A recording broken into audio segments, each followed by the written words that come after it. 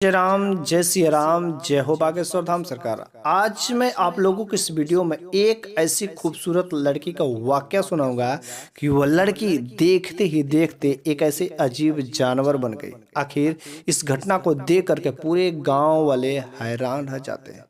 ये बात है एक ऐसी लड़की जो तबायब थी। वह तबायब को क्या गजब को भगवान ने खूबसूरती दी थी। उसकी खूबसूरती को देख करके कोई भी दीवाना हो जाता था, यूं ही पागल हो जाता था। वह तवायफ अलग अलग लोगों के साथ अलग अलग काम किया करते थे और पूरे अच्छे खासे पैसे कमा कर एक पहाड़ी एरिया में एक अच्छा सा महल बनवाई, आलीशान घर में नौकर चाकर सब कुछ व्यवस्था की। लेकिन तवायफ तो तबायफ ही थी। वह अब क्या की, उस नगर के उस एरिया के अमीर अमीर लोगों को बुलाती और उनके साथ गलत गलत काम किया करती, उनके साथ गुनाह करती। लेकिन जिस भी मर्दों के साथ में गुनाह करती, वह मर्द एक बार उस महल में जाते थे लेकिन उस महल से दोबारा वापस नहीं लौटते थे। लेकिन उसकी खूबसूरती को देख करके कोई भी मर्द, कोई भी पुरुष यूं ही मोहित हो जाता था, जिसकी वजह से उसकी सुंदरता का दूर दूर तक चर्चे थे। उस एरिया के, उस प्रांत के जितने भी धनी व्यापारी, सेठ, जो भी लोग अमीर इंसान थे, बस यूं ही उसकी खूबसूरती के लिए एक बार उस महल में जरूर जाते हैं। लेकिन महल में जाने के बाद वह तबायफ उनको यूं ही बुला करके उनके शराब पिलाती, अपने भी पीती। उसके बाद कुछ काम करने के बाद, लेकिन जितने भी रईस इंसान उस महल में जाते थे वह दोबारा उस महल से वापस नहीं लौटते थे। इस घटना को देख करके उस जो अमीर इंसान की पत्नियां रहती थी, आखिर वे बड़े ही अचंभित हो जाती थी कि मेरा पति आखिर कल रात से गायब क्यों हो गया। काफी लोगों की पत्नियां बहुत ही हैरान रह गई कि मेरा भी पति गायब है, मेरा भी पति गायब है। लेकिन किसी ने किसी जरूर देखा था कि हाँ, आपका पति उस महल को जाते हुए मैंने देखा था, लेकिन आते हुए नहीं देखा। शायद आपका पति उसी महल में होगा और उस महिला जरूर कुछ ऐसी काम करती होगी। वो तवायफ, ये पता है कि अलग अलग मर्दों के साथ में गुनाह करती, लेकिन जो भी मर्द उस महल में जाते वापस नहीं आते। आखिर ऐसा उसके महल में क्या घटना घटित होती थी। लोगों की कोई हिम्मत नहीं होती थी कि औरत से जा करके पूछे, क्योंकि दरवाजे पर काफी पहरेदार रहते थे। जो भी जाते एक ऊंची रकम की डिमांड करती, उनके साथ रात बिताने के लिए तैयार हो जाती थी। लेकिन उसके बाद उनके साथ क्या होता था, इस बात को कोई नहीं जानता था। बस हुआ क्या, उस एरिया के जितने भी जो महिलाएं थी, एक बार पास में गठन की, आखिर हम लोगों के जो पति हैं आखिर गए तो गए क्या, उस महल में जाने के बाद आखिर ऐसा क्या उनके साथ हो गया, आखिर इसका निवारण कैसे होगा। किसी को पता चला कि एक जो है साधु बाबा जो पास के ही जंगल में बहुत दिनों से तपस्या करते हैं, शायद वह मेरा निवारण कर सकते। अगर हम उनके चरणों में गिर जाते हैं, उनसे प्रार्थना करेंगे, उनसे विनती करेंगे, तो जरूर ही मेरी बातों को मना नहीं करेंगे, क्योंकि वह तो भगवान के भक्त हैं और भगवान का जो भक्त होता है उसका काम ही यही होता है कि लोगों का कल्याण करना। अगर हम सभी महिलाएं अपने पतियों की रक्षा के लिए अगर उन साधु बाबा के पास जाएंगे तो साधु बाबा अवश्य मेरी सहायता जरूर करेंगे। हुआ क्या, सारे के सारे महिलाएं ग्रुप बना करके उस साधु बाबा के पास में जंगल में पहुंचती हैं। लेकिन जब जंगल में पहुंचती हैं तो वहां पर क्या देखती है, वो तो साधु बाबा बिल्कुल ही तपस्या में लीन थे। अब वो तो बात कहे तो कहे कैसे। सोचे कि अब वो तपस्या से उठते हैं तब मैं बात बोलूंगी। ऐसे करते करते शाम हो जाती है, लेकिन साधु बाबा का तपस्या तब तक नहीं भंग होता है। उसके बाद से अचानक कुछ ऐसी कोलाहल होती है, चिड़ियों की चहचहाट होती है, साधु बाबा का तपस्या भंग हो जाता है। और जब भंग होता है तो देखते हैं कि सामने ढेर सारी औरतें बैठी हुई हैं। जैसे ही देखते हैं कि ढेर सारी औरतें बैठी तो तुरंत साधु बाबा क्रोध ना आता है, बल्कि उनसे पूछते, बोलिए आप लोग यहाँ पर किस कारण से यहाँ पर आई हैं और इतना देर से आई हैं, मेरे को पता ही नहीं है। मेरा तो काम ही है लोगों का भला करना। साधु बाबा से वे सारी औरतें रो करके बोलने लगे, साधु बाबा आप मेरी सहायता करिए, मेरे पतियों का कोई पता नहीं चल रहा है, कहाँ चले गए हैं। साधु बाबा ने तुरंत ध्यान लगाया और समझ गए कि इनके पतियों के साथ क्या हुआ है। उन्होंने कहा कि मैं सारा का सारा मामला समझ गया कि आपके पति गायब हो जा रहे हैं। एक ऐसा महल जिस महल में जाते हैं वह तवायफ का महल है, लेकिन उस महल से वापस नहीं आते हैं। मैं सारा का सारा मामला समझ गया। सारी की सारी औरतें उस बाबा के सामने गिड़गिड़ाने लगे, बाबा मेरी सहायता करिए, मेरी सहायता करिए। बस बाबा ने कहा ठीक है, मैं एक दिन फिक्स करूंगा और उस दिन आप लोग वहां पर आ जाइएगा, जैसे मैं इशारा करूंगा आप लोग वैसा ही काम करिएगा। उस औरतों ने कहा ठीक है। अगले दिन ही साधु बाबा ने उस दिन को फिक्स किया। उसने कहा कि मैं एक अमीर इंसान बन करके उस तवायफ के घर में जाऊंगा, उसके बाद मेरे को कुछ पैसे दे दीजिए, कुछ रुपए दे दीजिए, ताकि जो वह रकम मांगेगी मैं उसको दे सकूंगा, ऊंची रकम मैं देने के लिए तैयार हूं। उसके बाद उन सब औरतों ने साधु बाबा को ढेर सारे रुपए दिए। ढेर सारे रुपए को लेकर के साधु बाबा एक अमीर इंसान के रूप में खूब अच्छा सा कपड़ा पहन करके साधु बाबा आखिर उस महल पर पहुंचते हैं। महल पर जाने के बाद गेट पहरेदारों ने रोका। उसने कहा कि नहीं, मेरे को उनसे मिलना है। उसके बाद उसने कुछ पैसे भी वहां पर दिए और पैसे दे करके अंदर प्रवेश किए।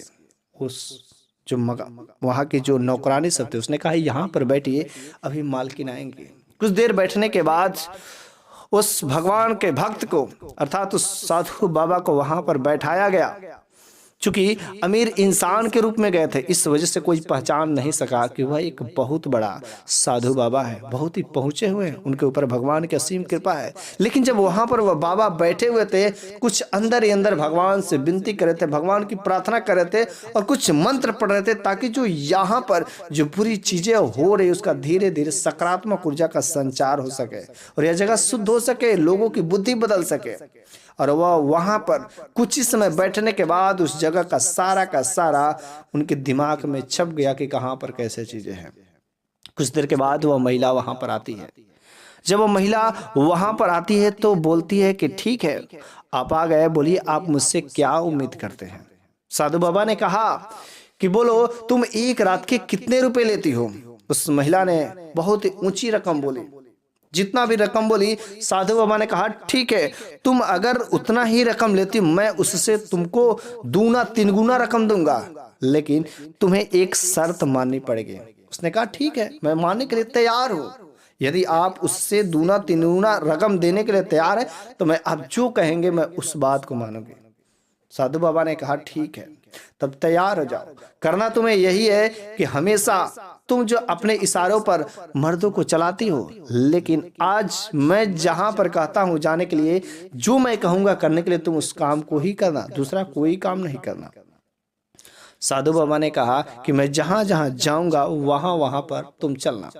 उसने कहा क्या आपको मेरे महल के बारे में पता है? शायद आप बहुत पहुंचे हुए कोई पुरुष हैं, इस वजह से तभी तो मेरे महल का एक एक कोना मालूम है। उसने कहा जो समझो, ये सब भगवान की महिमा है, मैं जैसा कहता हूं वैसा ही तुम करना। साधु बाबा आगे आगे चलते गए। तब तक उसने पीछे से रुक गई, कह रही कि आप उधर कहाँ जा रहे हैं?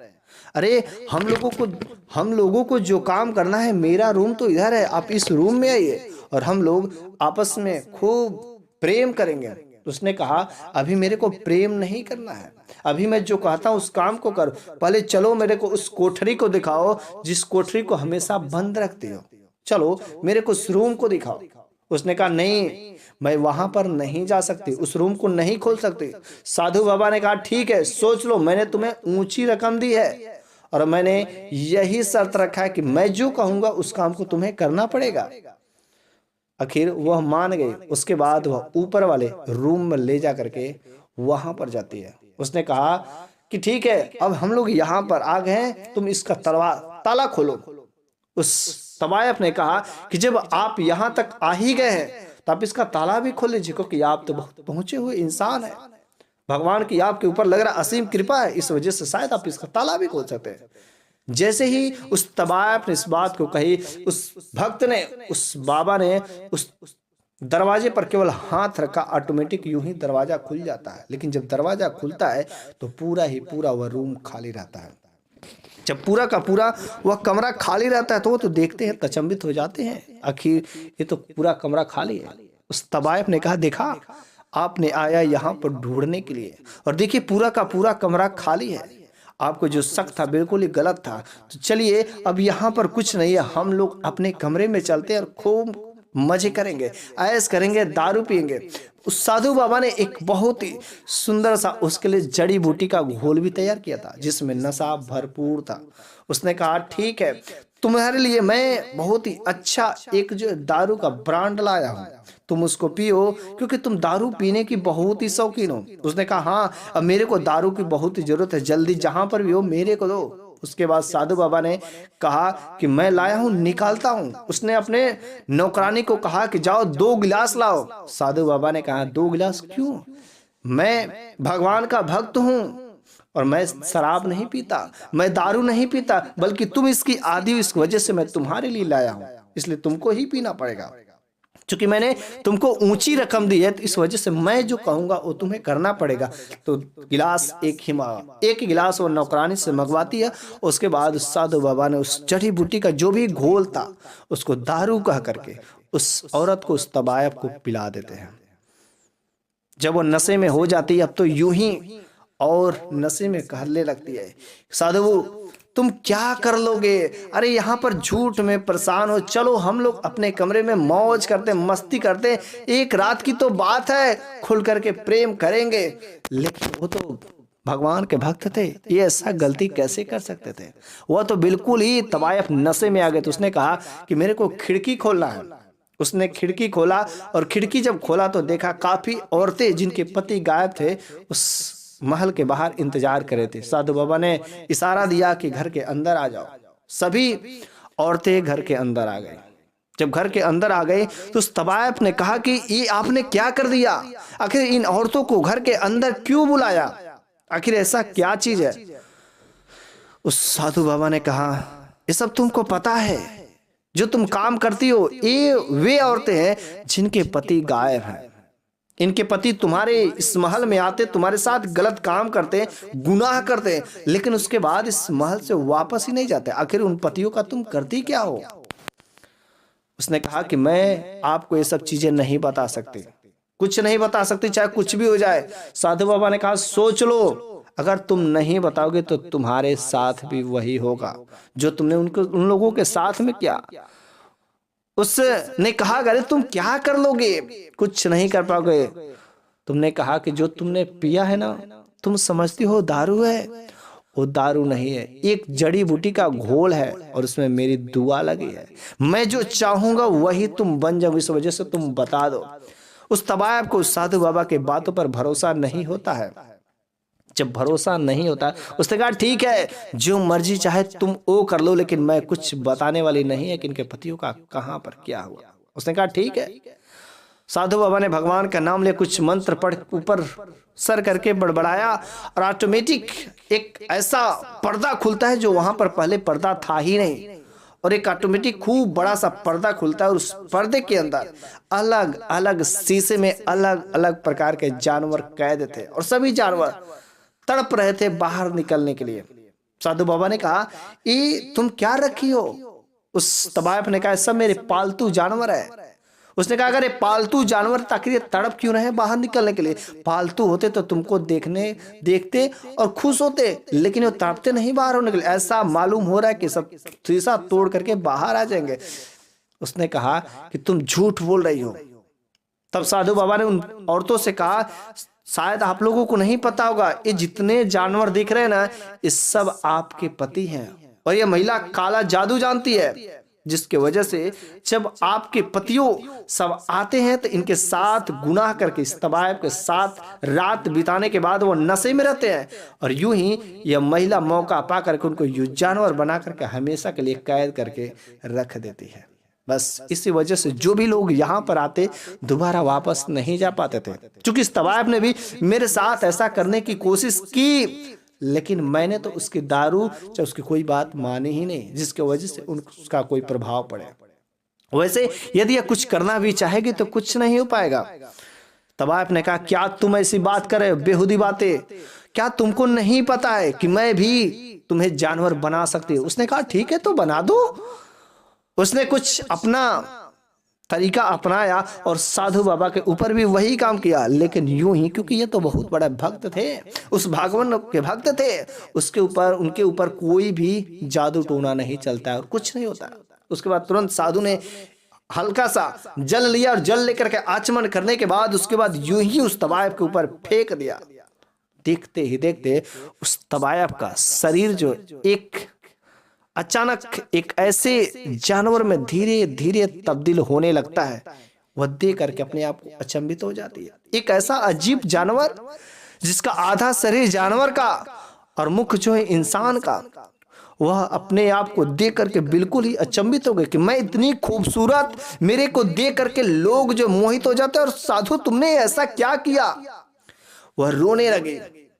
उसके बाद उस साधु बाबा ने यूं ही जल लेकर के आचमन करने के बाद उन सभी जानवरों के ऊपर फेंक देता है। कांच तुरंत फूट जाते हैं और फिर से सारे के सारे जानवर बाहर आ जाते हैं और फिर से अपने इंसानी रूप में आ जाते हैं। सभी पत्नियां अपने पति को पा करके बहुत ही प्रसन्न होती है और साधु बाबा को कोटि कोटि धन्यवाद देती है। तब तक इधर जो अजीब जानवर वह तवायफ बन गई रहती है, वह अपने शरीर को देख करके अपने शरीर पर घृणा आने लगती है। वह साधु बाबा से गिड़गिड़ाने लगती है कि बाबा मुझे माफ कर दो, आप मेरे को फिर से वह शरीर दे दो, फिर से इंसानी रूप दे दो, मैं दोबारा इस गलती काम को कभी नहीं करूंगी, मैं इस महल को ही छोड़ दूंगी, सारे सब कुछ बर्बाद हो जाएगा, इस महल को मैं एक सुंदर सा एक मंदिर में तब्दील कर दूंगा। साधु बाबा प्लीज आप मेरे को फिर से वह इंसानी रूप में बना दीजिए। तमाम गिड़गिड़ाने के बाद उन औरतों को भी दया आ गई। औरतों ने कहा ठीक है बना दीजिए, शायद यह सुधर जाए। साधु बाबा से तमाम विनती करने के बाद साधु बाबा ने फिर से जल का आचमन करने के बाद भगवान का नाम लेकर उसके ऊपर जल फेंक दिया और वह महिला तवायफ फिर से वह एक सुंदर सी स्त्री बन गई। फिर से वह साधु बाबा के चरणों में गिर गई, कहा कि मैं आपके आगे हार गई, मैं लोगों के साथ बहुत गलत काम की, आज से मैं प्रॉमिस करती हूँ, कसम खाती हूँ तो कभी तवायफ का काम नहीं करूंगा, कभी किसी गलत इंसान के साथ, गलत मर्दों के साथ कोई गलत काम नहीं करूंगी, और अब मैं इस महल को छोड़ दूंगी, एक अलग अपनी जिंदगी बिताऊंगी और इस महल को एक जो है आपके अनुसार जैसा आप चाहेंगे एक सुंदर सा भगवान का मंदिर का रूप दे दिया जाए। बस देखते ही देखते उस महल को एक सुंदर सा उसमें भगवान की मूर्ति का भी प्रतिस्थापना कर दिया जाता है और वह महल एक सुंदर सा भगवान का मंदिर का रूप हो जाता है और उस महल में पावन में सकारात्मक ऊर्जा का संचार होने लगता है, कीर्तन भजन होने लगता है और वो महिला एक जो शहर में जाकर के शिफ्ट हो जाती है और शुद्ध एक जिंदगी बिताती है। अब कोई गलत काम नहीं करती है, वह शरीफ हो जाती है और सारे के सारे गुनाह को जितने उसने गलत काम किए थे उसको सजा भोगने के लिए वह उस मंदिर पर आती है और सच्चे दिल से उस भगवान की परम भक्त हो गई और वहीं पर वह रहने लगे। तो मेरे प्यारे सभी दोस्तों, आपको ये कहानी कैसी लगी होगी आप कमेंट बॉक्स में जरूर बताइएगा। यदि आपको भगवान पर विश्वास होगा तो जरूर ही कमेंट बॉक्स में जय जय राम, जय सिया राम, जय हो बागेश्वर धाम सरकार जरूर लिखिएगा।